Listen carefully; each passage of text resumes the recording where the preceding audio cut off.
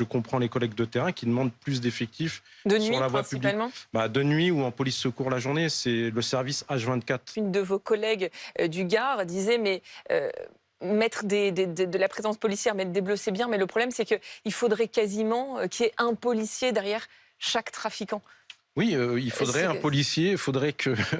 un collègue m'a dit ça en Et c'est pour ça rigolant, qu'elle nous disait, c'est pas la solution. Il faudrait qu'on fasse limite un travail de gardien d'immeuble, malheureusement. Il faut vraiment beaucoup de présence policière pour dissuader, prévenir et surtout pour rabaisser le sentiment d'insécurité pour les gens qui habitent dans ce quartier et qui n'ont rien demandé à personne. C'est ce qu'a dit Gérald Darmanin. Finalement, ce qui manque le plus, c'est pas la présence policière, mais ce sont les moyens d'enquête judiciaire. Vous êtes d'accord avec ça? C'est là où le bât blesse?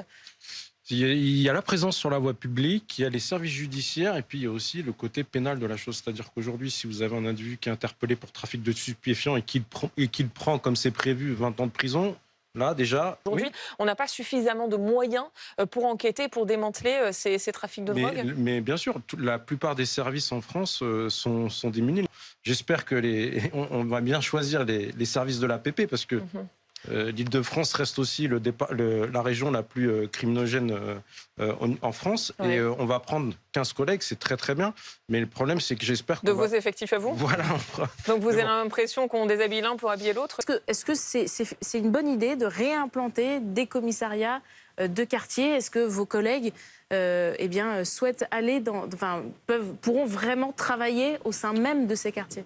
Oui, alors c'est, comme vous l'avez dit, précisé, ce qui est important, c'est que si on met en place ce dispositif comme à Trappes ou comme à Champigny-sur-Marne, il faudra protéger les policiers, qu'ils soient policiers municipaux ou nationaux, avec des structures adaptées, donner les moyens aux effectifs sur place de pouvoir travailler dans les meilleures conditions. Il faut savoir que si vous faites des patrouilles pédestres dans les quartiers, c'est pas comme une patrouille en véhicule où vous êtes 3 ou 4. Là, il faut être 5, 6, voire 7, voire plus, car automatiquement, si vous attaquez ou vous passez ne serait-ce que devant un point de deal, vous êtes systématiquement attaqué. À partir du moment où vous allez prendre des effectifs pour les muter à Nîmes, ce que je souhaite pour les collègues qui sont originaires de cette ville, vous allez défavoriser, comme souvent, un commissariat ou un service, notamment en Île-de-France.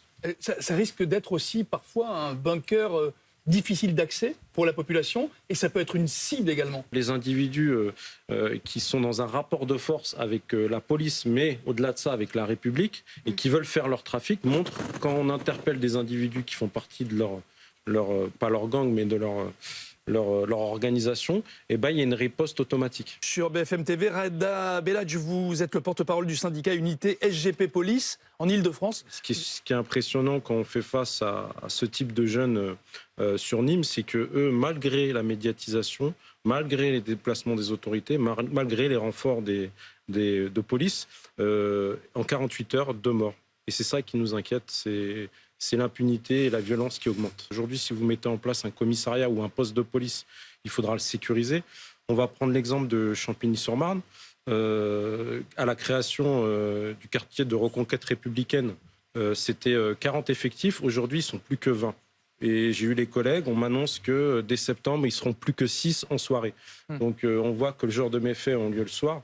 Et tous les collègues sont saturés, même au niveau judiciaire, au niveau local, ils sont saturés, les collègues sont complètement à bout. Donc il faut se servir de ces exemples pour ne pas faire les mêmes erreurs et qu'on ait des effectifs qui soient affectés et des renforts qui soient affectés de manière pérenne